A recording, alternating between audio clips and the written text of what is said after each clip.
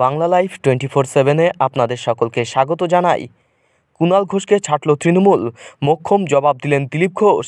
তৃণমূলকে ব্যান করা উচিত, বাংলায় হিংসা ও অমানবিকতা না হলে বন্ধ হবে না, বিস্ফোরক দিলীপ ঘোষ।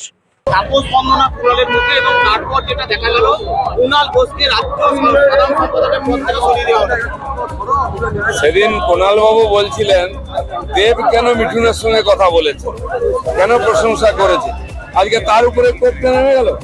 তাপস দা, কুণাল দা এরা একসঙ্গে রাজনীতি করেছে, রোজ পার্টি পাল্টায়। আজ তার সঙ্গে বসেছে, কথা বলেছে, তাকে পার্টি থেকে তাড়িয়ে দিল। টিএমসির মতো পার্টিকে ব্যান করা উচিত, তাহলে পশ্চিমবাংলায় হিংসা আর এই যে অমানবিকতা এটা বন্ধ হবে না। অধীর চৌধুরী বলেছেন তৃণমূলকে ভোট দেওয়াচ্ছে, বিজেপিকে ভোট দিয়ে না, বিজেপিকে ভোট দেবেন কিনা লোকেরা সেটা তো অনেক ঠিক করে, কিন্তু তৃণমূলকে অবশ্যই ভোট দেওয়া উচিত নয়। আর এই হিংসা, দুর্নীতি আর এই যে অসামাজিক ব্যবহার এটা বন্ধ হওয়া দরকার। বাঙালি অনেক মাথা নত করে দিচ্ছে, এবার বন্ধ হওয়া উচিত।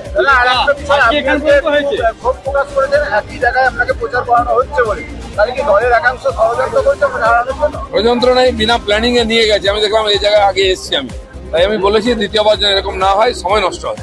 ভোটের হার বৃদ্ধি নিয়ে মমতা যেটা বলছে 5% ভোট কিভাবে বেড়ে গেল, বিজেপি শাসিত রাজ্যের ইভিএম ঢুকিয়ে দেওয়া হচ্ছে না তো।